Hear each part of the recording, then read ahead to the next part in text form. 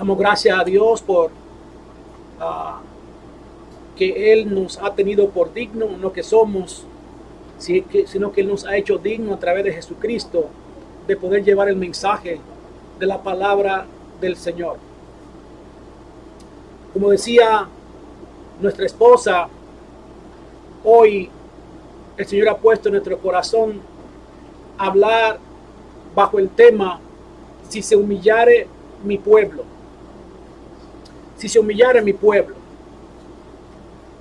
Y tuvimos la lectura en el libro número 2 de Crónicas, en el capítulo 7, versículos 11 al 14. Y en una ocasión, mis amados hermanos, una niña de unos 7 u 8 años estaba jugando con su madre, y al jugar con su madre, ella estaba mirando su pelo, el pelo de su mamá, y notó que en parte de su cabeza ya estaban saliendo algunas canas, algunos pelos blancos, y la niña no entendía por qué gran parte del pelo de su madre estaba de un color negro, y estos cabellos blancos, ¿por qué estaban allí? Entonces la niña quiso saber, no quiso guardarse esa curiosidad, y le pregunta a la madre por qué ella tenía algunos pelos blancos. A lo que la madre responde con una sonrisa: mi niña, mira, cada pelo blanco que me sale es cada vez que te portas mal, me haces triste y cuando me haces llorar. Y la niña se queda pensativa, hasta un poquito triste, de que esos pelos blancos que tenía se debía a que ella se había portado mal todas las veces que había hecho llorar o había hecho poner triste a su madre. Y de repente le pregunta entonces la niña a su mamá que por qué entonces la abuelita tenía todo el pelo blanco. O sea, la madre de la mamá de esta niña. A lo que la madre se quedó callada y no pudo responder. Ciertamente, mis amados hermanos, esta historia nos revela que nosotros como humanidad frente al Señor traemos todos de generación a generación una conducta, un comportamiento que en más de una ocasión hemos hecho llorar el corazón de Dios, hemos entristecido el corazón de Dios y hemos hecho enojar también a Dios. Lo interesante es, como decía también mi esposa, que Dios no tiene fidelidad, sino que Él es fiel. Él es la definición y la fuente, el origen de la fidelidad. Dios no puede ser otra cosa más que fiel. Él no puede fallar, no puede Él cambiar. Él es infalible, no cambia, no se muda ni tiene sombra de variación. Su fidelidad es incondicional. Pero su ayuda, su socorro, sí tiene condición. Sí tiene condición. Y antes de avanzar un poco más, mis amados hermanos y amigos que están viendo en esta tarde, ciertamente nosotros como predicadores, como maestros de la palabra de Dios por su misericordia, queremos traer siempre un mensaje de gozo, de edificación, de fortaleza, que traiga esperanza, sobre todo en un tiempo como el que está viviendo la humanidad hoy en día a través de esta pandemia. Pero si uno quiere ser íntegro, fiel al mensaje de la palabra de Dios, y como una muestra de amor a aquellos a los cuales uno le está predicando la palabra del Señor, también tiene que hablarle de no solamente la misericordia, la gracia perdonadora, justificadora de nuestro Señor Jesucristo, sino también el motivo por el cual su juicio y su disciplina está viniendo. Porque entonces, primeramente, estaríamos solamente tratando los síntomas y no el origen del problema, la enfermedad. Estaríamos entonces haciendo que el pueblo continúe caminando de la misma manera que está caminando, lo cual seguiría entonces Dios con su disciplina. Y en ese sentido, hablamos en particular nosotros lo que Dios pone en nuestro corazón, muchas veces no queriendo hacerlo. Aquí en el libro de Segunda de Crónicas, donde acabó de leer mi esposa, el contexto de esta palabra es que Salomón ya había dedicado el templo al Señor. Y en esa dedicación hubo mucha alegría, mucho gozo, mucha consagración, no solamente de parte de Salomón, sino de todo el pueblo. Y dentro de esta ceremonia, de este primer templo que el pueblo de Israel como pueblo construyó, dedicado al Señor, Salomón pidió 3 cosas. Y si usted lee anteriormente el capítulo 6, se va a dar cuenta de estas 3 cosas que Salomón pidió, las cuales están registradas aquí en el libro de Segunda de Crónicas. La primera cosa que Salomón pidió fue que Dios aceptara este templo como su nueva casa.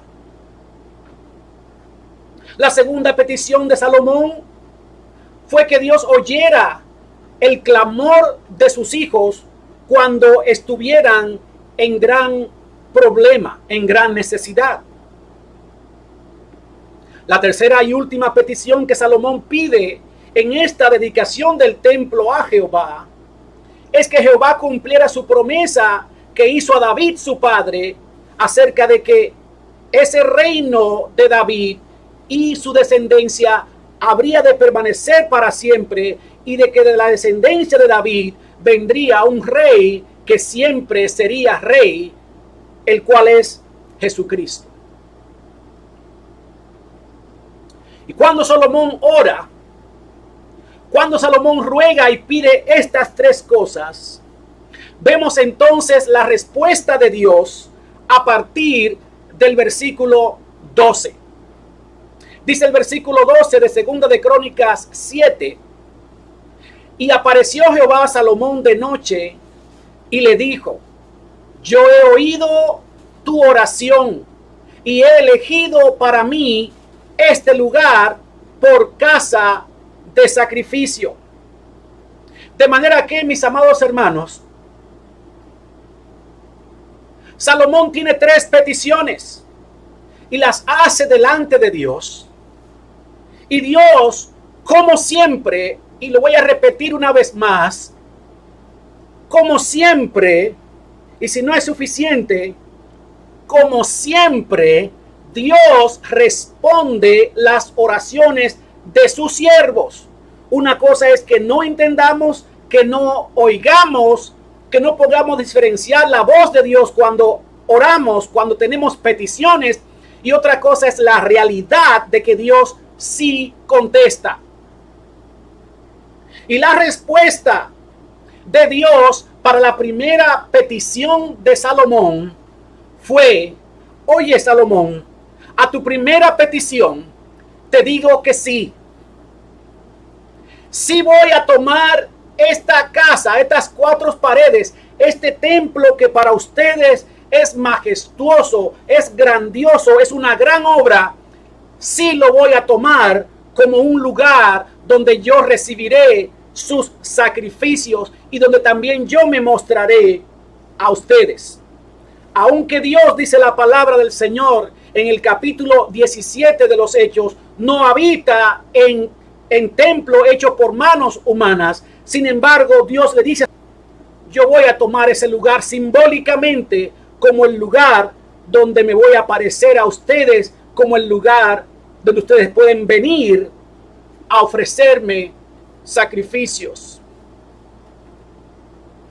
Pero a partir del versículo 13 y sobre la segunda petición de Salomón, en cuanto a que Salomón quería que Dios le prometiera que cuando el pueblo de Dios estuviera en gran problema, en gran afrenta, si vinieran delante de él a rogar por su ayuda, por su socorro, que él los socorriera, que él los ayudara. Sobre esto, en el versículo 13, Dios responde a esta petición diciendo de la manera siguiente: si yo cerrare los cielos para que no haya lluvia, y si mandare a la langosta que consuma la tierra, o si enviare pestilencia a mi pueblo.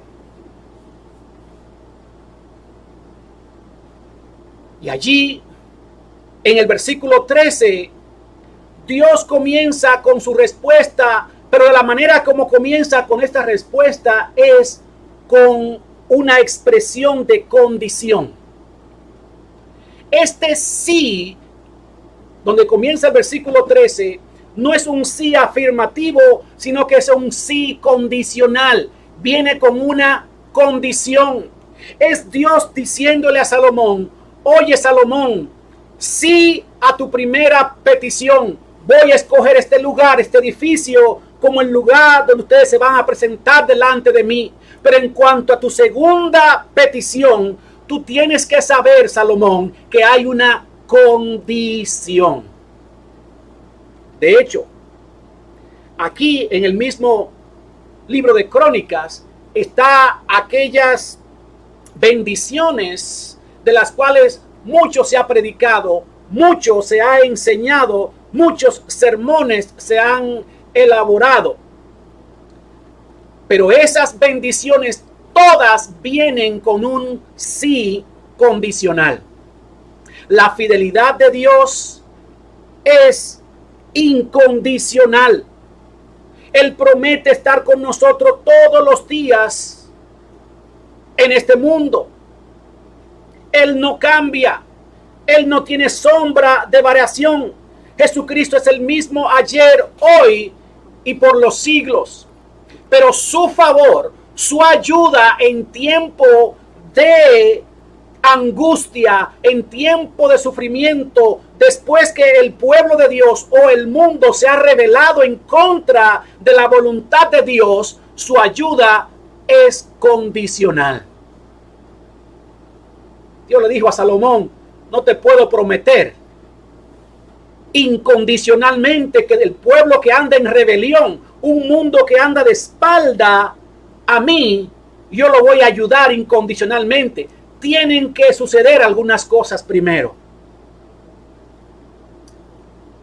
Y en el versículo 14, el Señor habla allí de estas condiciones. Para Él poder venir en socorro, en auxilio, para Él cesar en su disciplina correctiva, santificadora hacia su pueblo. Y en el versículo 14, Dios le dice a Salomón de aquellas condiciones.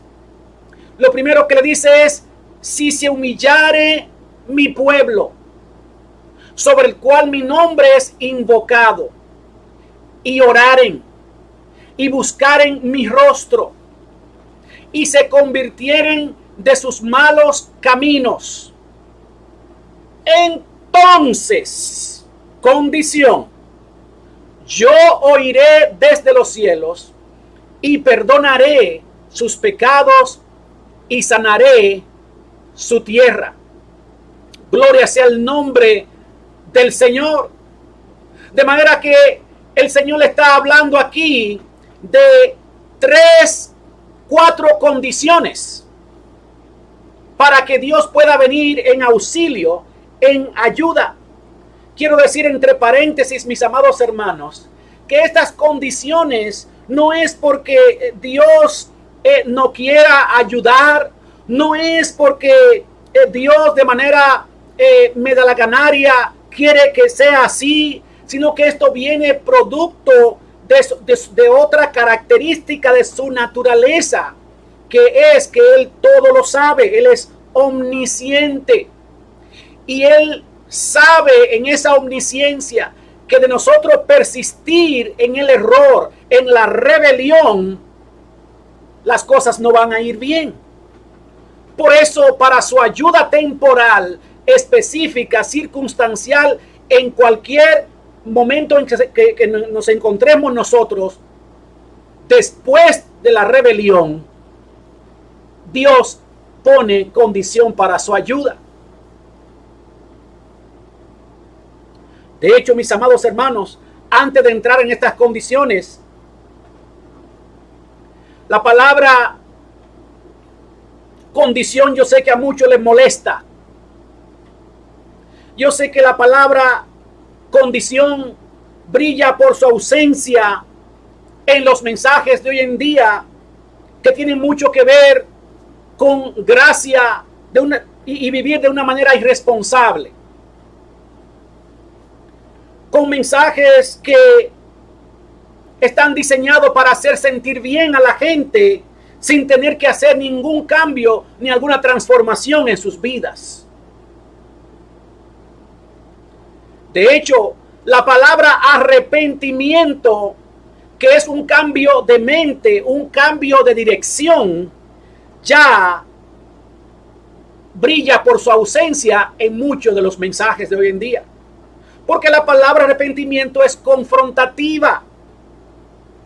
Confronta el vivir de la gente. Y por eso muchos predicadores de la gracia generalmente no quieren incluir la palabra arrepentimiento porque eso desafía a la gente. Pero la palabra de Dios es muy clara y específica. Antes de que alguien inclusive reciba el perdón salvador de Cristo, tiene que haber arrepentimiento.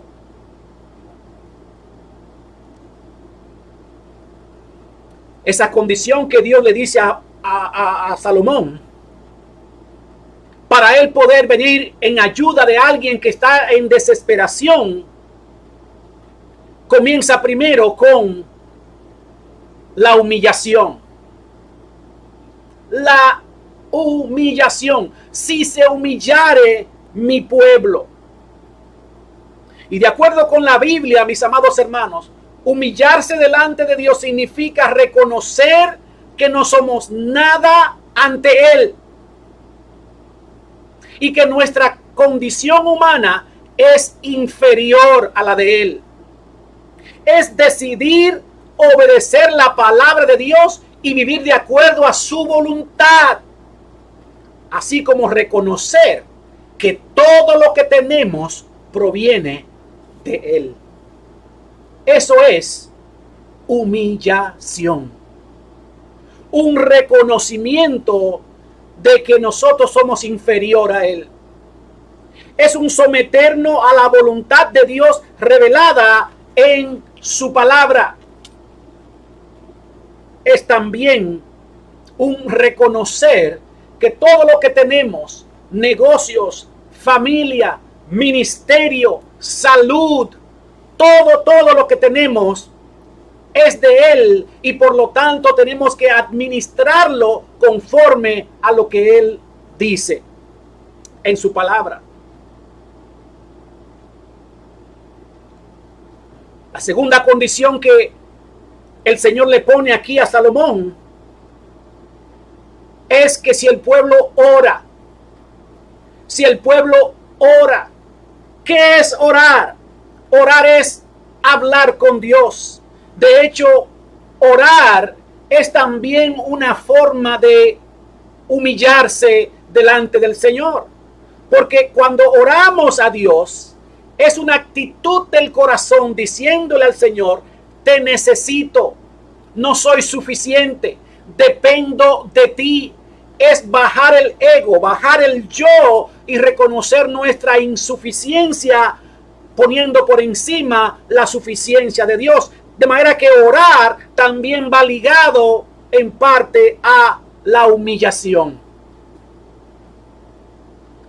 Tercera condición que el Señor le pone a Salomón para él venir en socorro, en auxilio, cuando el pueblo esté sufriendo o esté en gran afrenta, en gran dolor, en gran calamidad, esté pasando por pestes, es que busquen su rostro. Hermano, es precioso ver cómo el Señor, aun cuando nosotros estamos siendo rebelde a su palabra, como condición, Él también está pidiendo que nosotros busquemos su rostro. Buscar su rostro tiene que ver con una intimidad, relación. Es vivir esa intimidad con Dios día con día. Es presentarnos delante de Él cada minuto, cada segundo, en cualquier circunstancia que nos encontremos, no solo cuando estamos mal, pero también cuando aparentemente estamos bien. Presentarse, buscar el rostro de Dios, es buscar su vida, es buscar su sustancia, es buscar su sostén, es buscar su aliento. Eso es lo que Dios está diciendo. No quiero que busquen mi rostro solamente cuando están en problema, sino también busquen mi rostro porque quieren una intimidad, una relación conmigo. Y por último, la última condición es convertirse de sus malos caminos. La razón, hermano, porque Dios le dijo a Salomón, a tu primera petición de que yo escoja este templo que me estás dedicando como el lugar donde ustedes pueden venir a ofrecerme sacrificios, te la voy a conceder sin condición. Pero esto de que yo ayude a tu pueblo, que yo socorra al pueblo cuando ellos se han rebelado en contra mía, eso viene con una condición. Primero, que se humillen. Segundo, que oren. Tercero, que busquen mi rostro. Y por último, tiene que haber una conversión. Palabra que también yo sé que brilla por su ausencia en estos días. Dice en el libro de Juan que si alguno dice que permanece en él, tiene que andar como él anduvo, como Cristo anduvo. Convertirse de nuestros malos caminos tiene diferencia de arrepentimiento. Arrepentimiento es un reconocer, es una decisión de ir en una dirección diferente. En este caso, ir en pos de la palabra de Dios, del camino de Dios, de la voluntad de Dios. Pero el convertirse tiene que ver con un alejarse de lo que a Dios no le agrada. El convertirse tiene que ver con un apartarse de lo que Dios aborrece. Dice también el libro de Proverbios que el que encubre su pecado no prosperará, mas el que lo confiesa y se aparta alcanzará misericordia. Si Dios es fiel, si Dios es bueno, pero para Él perdonar, para Él ayudar, para Él venir en socorro, en auxilio, tiene que haber una conversión. Hay cosas de las cuales nosotros podemos convertirnos de manera momentánea, pero también debemos reconocer que hay cosas que toman tiempo. Esa conversión va a durar mientras el Señor nos tenga aquí en esta tierra, pero tiene que verse visiblemente ese proceso de conversión que se opera cada vez en Cristo ser formado en nuestras vidas. Y eso tiene que reflejarse en el amor, en el gozo, la paz, la paciencia, la bondad, la benignidad, la mansedumbre, la templanza. Un proceso de conversión.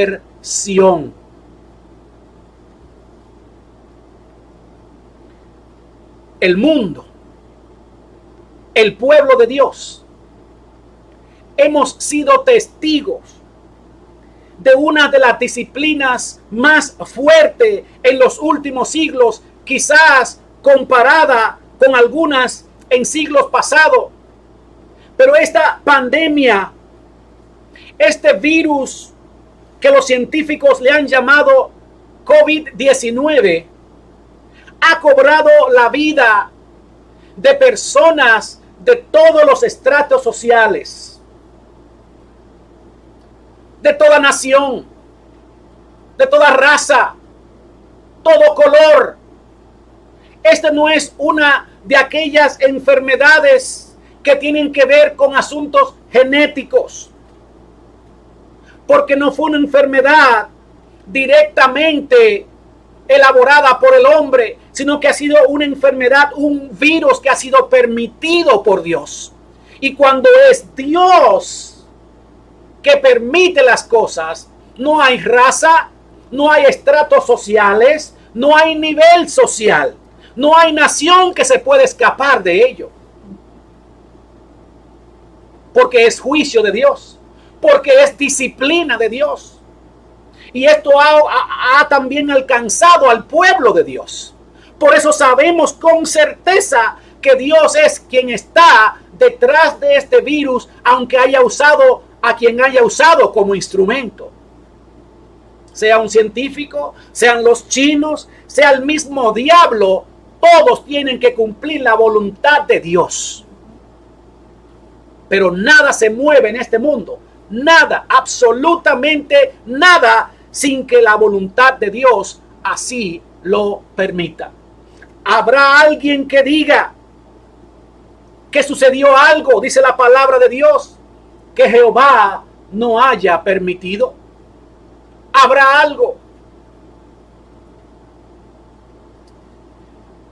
Y vemos cómo los pueblos, familiares míos, personas conocidas, ya estamos clamando por ayuda, clamando por la misericordia de Dios, clamando por el socorro de Dios. Esta misma semana pude ver cómo personas nativas del país donde nací, personas de renombre, han partido a la presencia de Dios, algunos, y otros tristemente a tormento, mayor tormento. Y cómo estas muertes han conmovido toda una ciudad, toda una nación. Pude ver también cómo alguien muy conocido en mi pueblo pidió que por favor algún pastor o un pastor de manera específica hablara en la televisión para que le explicara al pueblo cómo pueden enfrentar tanto dolor, tanta desesperación, tanta tristeza. Es un desafío para un siervo de Dios, porque uno quiere hablar palabras que den esperanza, palabras que levanten, palabras que dé aliento, palabras que traigan alivio a la llaga ya abierta. Pero también tenemos un compromiso de señalar aquello que está causando el dolor, causando el sufrimiento, causando las muertes.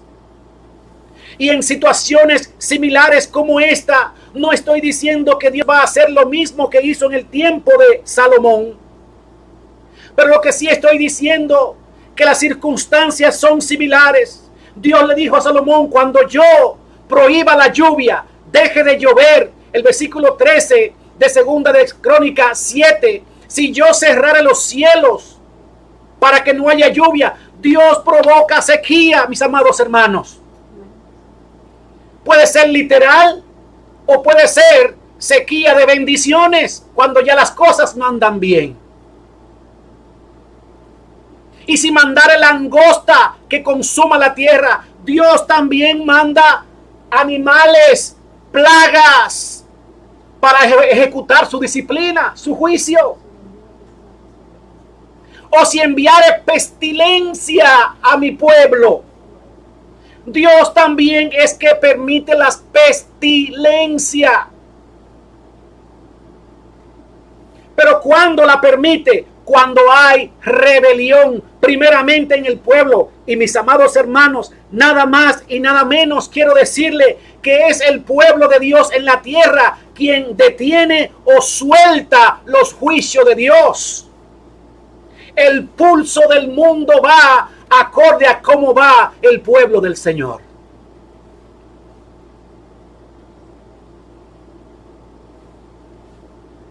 Y Dios le dice a Salomón acá: yo soy el que permito sequía. Yo soy el que mando plagas. Yo también soy el que mando la pestilencia. Pero si alguno quiere que yo lo ayude, oh pueblo de República Dominicana, México, Europa, Dallas, Fort Worth, Texas, Nueva York, todo el mundo, aquí está lo que Dios te está exigiendo en este momento. ¿Quieres mi ayuda? ¿Quieres mi socorro, pero no quieres humillarte? ¿Quieres mi socorro, pero no quieres hablar conmigo? ¿Quieres mi socorro, pero no quieres buscar mi rostro? ¿Quieres mi socorro, pero no quieres convertirte, apartarte de lo que me desagrada? Y digo estas palabras, mis amados hermanos, con mucho pesar. No hay cosa más difícil que cuando uno esté sufriendo, que alguien entonces venga y le diga a uno: esto es lo que tú tienes que hacer, antes de que venga la ayuda. Porque originalmente o generalmente lo que queremos es la ayuda inmediatamente, sin ninguna condición.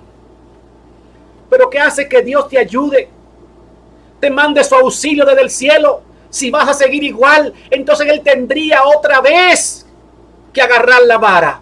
Porque Él no quiere que andes de la manera que estás andando.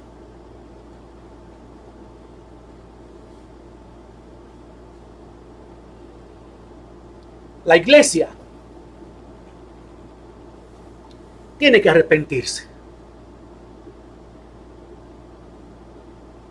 Nos hemos convertido en un asunto de denominaciones.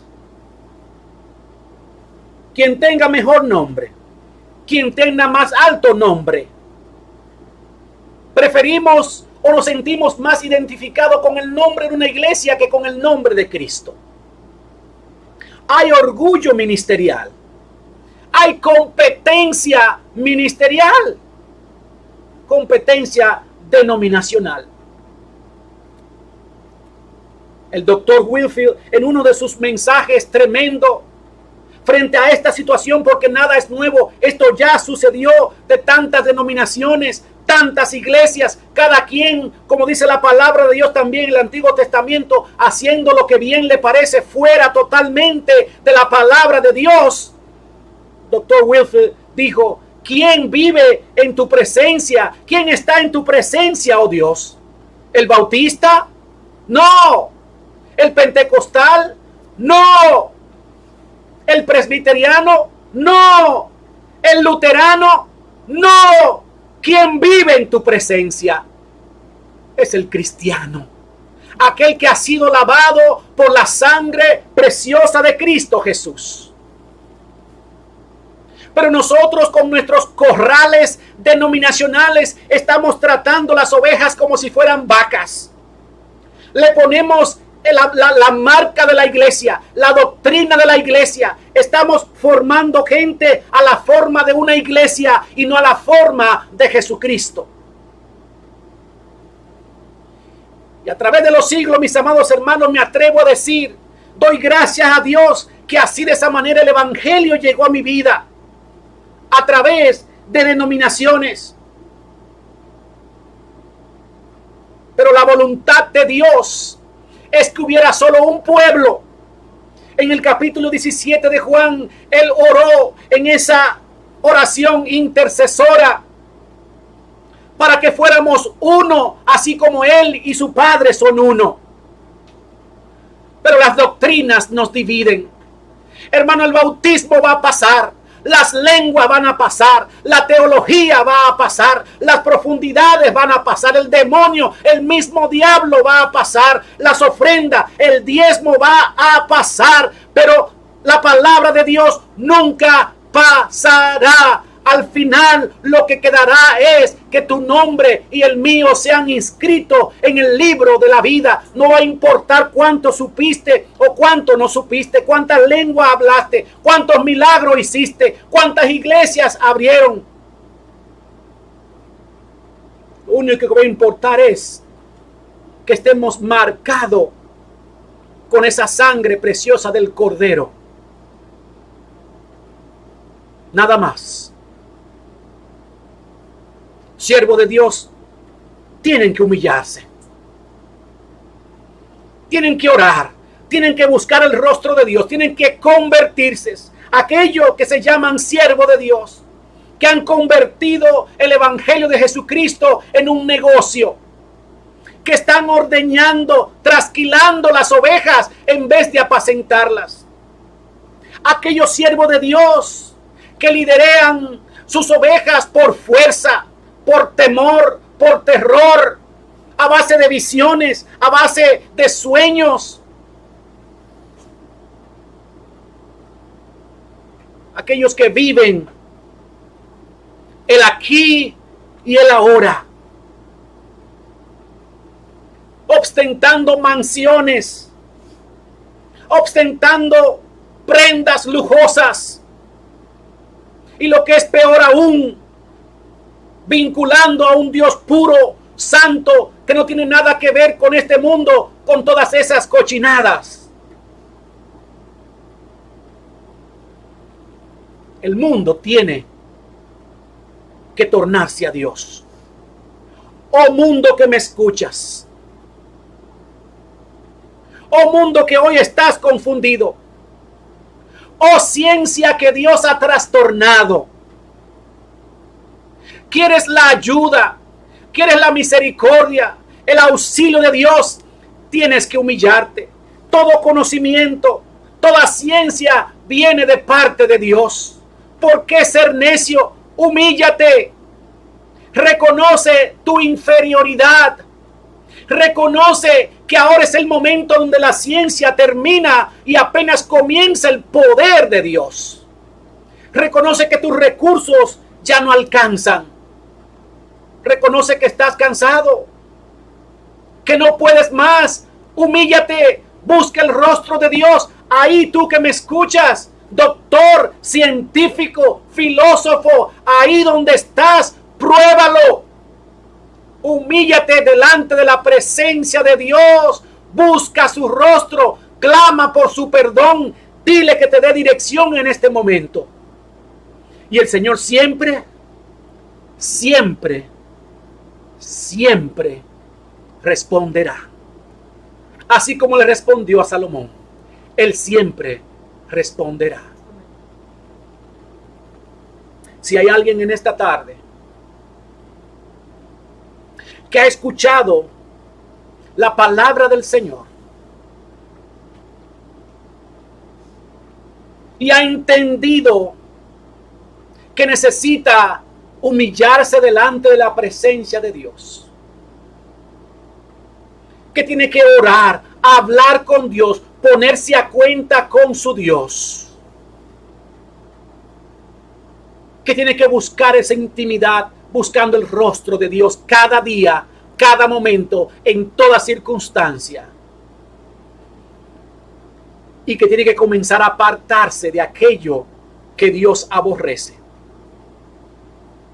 Si estás listo para hacer eso ahora, yo te puedo decir con toda confianza en la palabra de Dios que entonces Dios está listo para venir en tu auxilio, listo para socorrerte en este momento. Ora conmigo, haciendo estas 4 cosas que el Señor está demandando de ti en esta hora.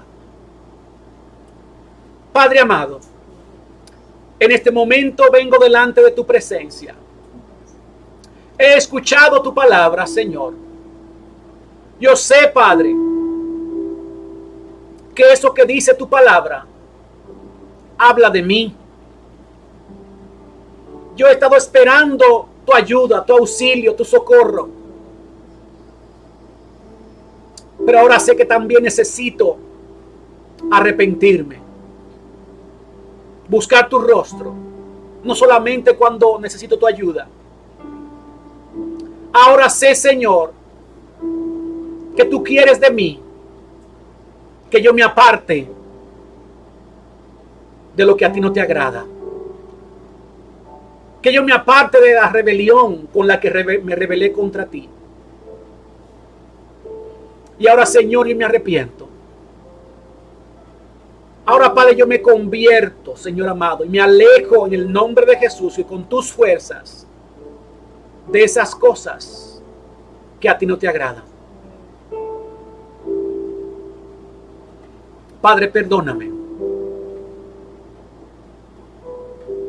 Perdóname, Señor, por manipular las ovejas. Perdóname, Padre, por buscar mis propios intereses. Oh, perdónanos, Señor, por hacer el mensaje al hombre como el centro. Perdona por hacer de la iglesia el centro del mensaje. Perdona aún por hacer los milagros y las bendiciones el centro de nuestra relación contigo. Perdónanos, Padre, por buscarte por interés de los panes y los peces. Hoy en este día, Señor, yo particularmente me humillo delante de ti, Dios amado. Oh, perdona, Señor, a este tu siervo por darle lugar a tantas cosas que solamente a ti te pertenecen. Perdona a tu pueblo por hablar diciendo que tú dijiste cuando tú no has dicho nada. Oh, perdona a tu pueblo por la altivez, por el orgullo, por la arrogancia, creyendo que sin ti podíamos hacer las cosas. Perdona a tu iglesia, Señor. Padre, perdona a tu iglesia por ser agente de división, de grupismo. Perdona a tu iglesia, Señor. Oh, Padre, provoca que tu pueblo busque la unidad, no de doctrina, sino unidad en ti, oh Padre amado, en Cristo. Padre, yo me humillo delante de ti, Señor amado, y yo ruego por tu pueblo, Señor. Ten misericordia, Padre. Ten misericordia. Tú prometiste, Señor, que si hacemos estas cosas de todo corazón, tú, Señor amado, entonces tú, Señor amado, iba a ayudarnos, Señor. Padre, consuela a tantas familias que están en dolor. Que en medio del dolor te encuentren a ti, el ungüento más fresco. Que en medio de la angustia te encuentren a ti como medicina para sus huesos atormentados. Padre, yo me uno a mi pueblo, a tu pueblo, Señor, que se está humillando delante de ti en esta hora. Perdona tanta vanidad, Señor. Oh, Señor, perdona tanta pérdida de tiempo, Señor amado. Padre, perdona, Señor. Perdona, Señor, por tomar tus cosas santas, Señor, como si fueran cualquier cosa, Dios. Padre, perdona, Señor. Aplaca tu ira, Señor amado. Aleja, Señor, la vara, Dios, te lo ruego, de tanta gente que está sufriendo, Señor. Pero que no sea como nosotros queremos, sino como tu voluntad quiere, Señor. Que tu propósito primeramente sea cumplido, Señor, en medio de todo esto. Gracias, soberano, precioso, misericordioso Jesús. Gracias, Señor. A ti sea toda gloria, toda exaltación. Oh Padre, a ti, Señor, la riqueza, la sabiduría, la alabanza, el poder, la adoración. Todo es tuyo, Señor. Gracias por tu paciencia. En el nombre que es sobre todo nombre, el nombre de Jesucristo. Amén. Amén. Mis amados hermanos, que la paz y la misericordia del Señor sigan ministrando nuestras vidas a través de esta palabra. Si alguno está necesitado de oración por cualquier necesidad, nosotros tomamos eso como un alto privilegio, poder así de esa manera servir al Señor, intercediendo por cada una de sus peticiones. Comuníquese con nosotros a través de nuestras diferentes plataformas. Ministerios Cristo es el Fundamento por Facebook, Micresef, terminado con F, Micresef